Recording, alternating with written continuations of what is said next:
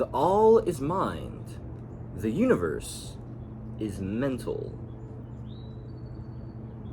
The Hermetic axiom corresponding to the principle of mentalism, the all is mind, the universe is mental, or as the Renaissance mystics would say, omne es mens, universum mentales,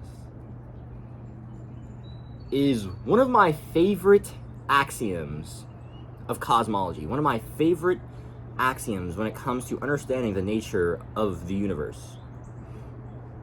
The problem is, this axiom is incomplete, and most people never go beyond it.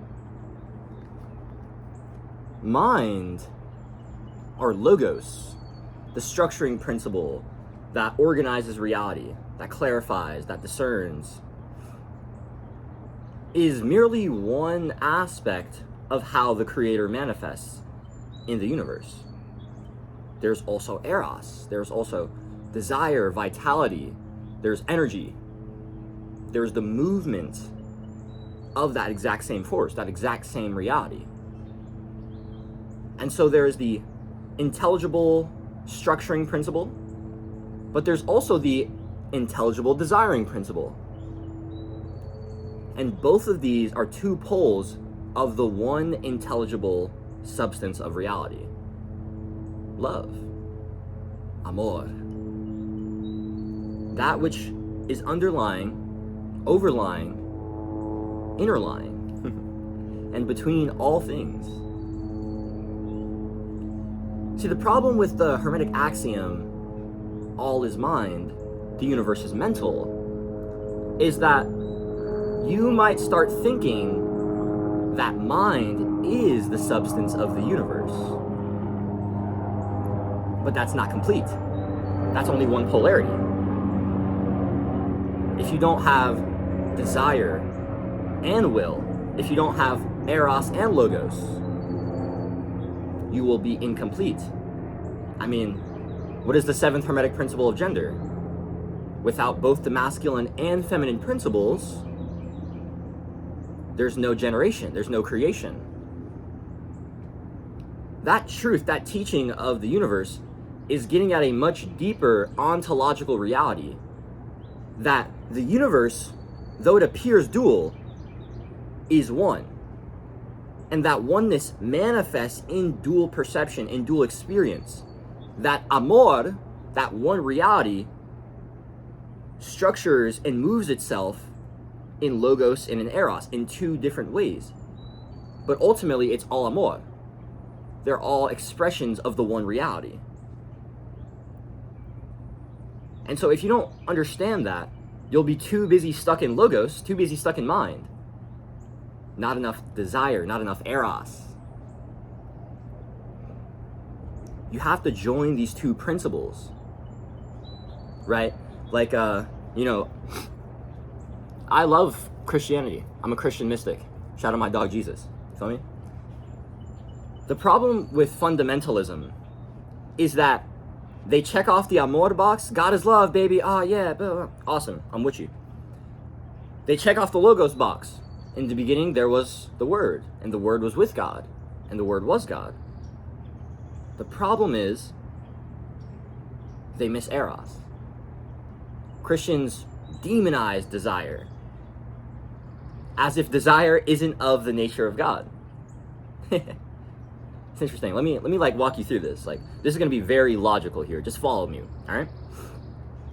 So, ontologically, if we claim that God is the creator of the universe, the all-powerful, all-knowing creator of the universe, that means God has all knowledge, all power in reality. There is nothing outside of God. There is nothing outside of God's capabilities. There is nothing outside of God's knowledge. And thus, God has no lack. God can't lack knowledge. God created the whole universe and knows it all. God doesn't have lack of power. God created the entire universe and has power over it and has power within it. Because the thing is, there's only one power of the universe. There's only one power in the reality. Love. I mean, you could just verify this with your empirical experience. Why do you do anything? Love, right?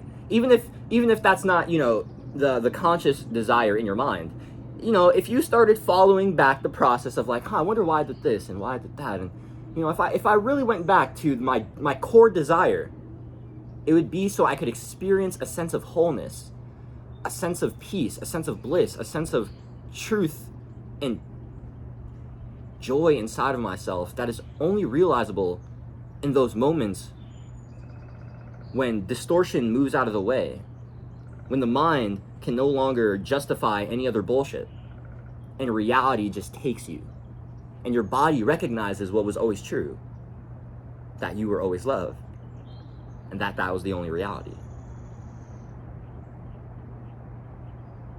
Love is always your greatest desire, right? Love is the thing. And so, like, let's just think about this, right? If God can't lack, right? God has all knowledge, all power in the universe. Awesome. And lack is a source of desire that causes pain or coercion or suffering. It's a egoic sense of desire. Now, the thing is, let's not shame lack, right? Like, feeling lacking or need is real and it's human. And so I'm not trying to, gaslight you into being like, oh, nah, your lack sucks. You should, stop fucking feeling bad about yourself, you piece of shit. That's fucking dumb. Any of these spiritual motherfuckers out here telling you to gaslight yourself into not feeling like life sucks at times, go tell them to fuck themselves, all right? Like, for because what? Polarity and rhythm. This is the nature of the universe. That must mean that there's always going to be ups and downs. Life's always going to be in and out. That's a principle. That's mechanics. Come on, baby. Like I said, tell those spiritual motherfuckers to fuck off, right?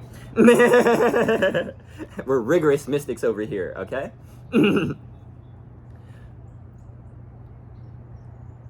Lack, need. It's a finite source of desire. It's I don't have and I want. Right? And that's real, right? Because the thing is, right, our nature is infinite, but our experience is finite. And so there's always going to be this subtle sense of lack in our reality, in our perception. There's always going to be this sense of, why do I feel like I'm not fully myself? Well, it's because you're not. That's why you got to keep becoming more and more of yourself. And so if lack or need is a desire that arises from finitude or from not having, then how could this exist in God? If God is the infinite that has all and knows all. There's desire that comes from lack or need, but then there's also desire that comes from play, from curiosity, from just genuine wants, from overflow. That's the desire that God has. That's the sacred desire that the entire cosmos permeates from. It's pretty cool when you think about it, I can't lie. It's like, wait, hold up. I'm like a part of this desire. God wants me to live. God wants me to be a part of the cosmos. It's like, what? It's like, yes, it's so crazy, right? What? That should be blowing my mind, bro. Yes. God can't lack. And so God's desire can never come from need. And since God's desire can never come from need, it can never be coercive. It can never be demanding. It can only be inevitable and obvious. It can only ever be chosen because of how beautiful it is. Because when you've realized the suffering of life without God's love, in contrast to the suffering of life with God's love, the former just doesn't make any more sense. It just doesn't make sense.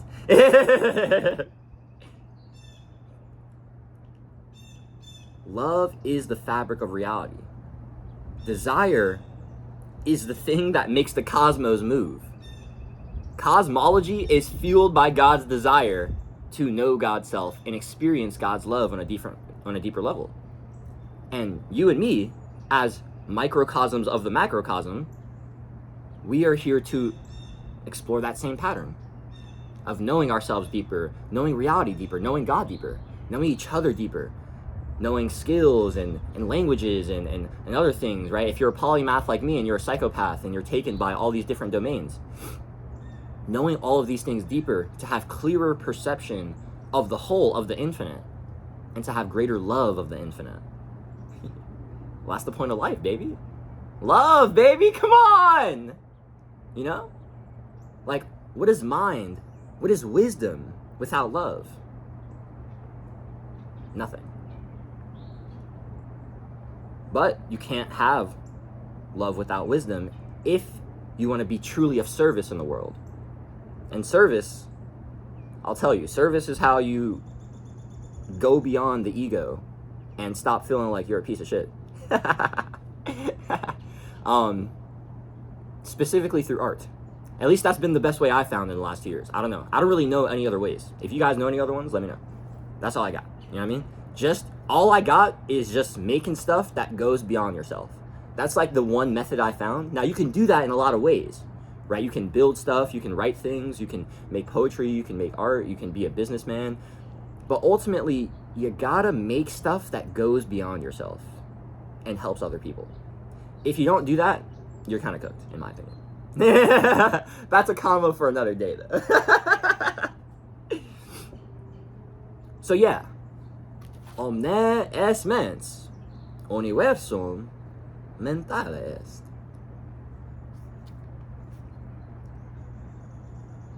Also, Deus amor es amor, omnia amor.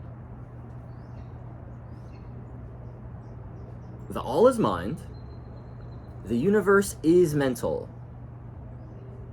Also, God is love, you are love. Everything is love. That's really what the all is. Just wanted to clarify that for you, all right?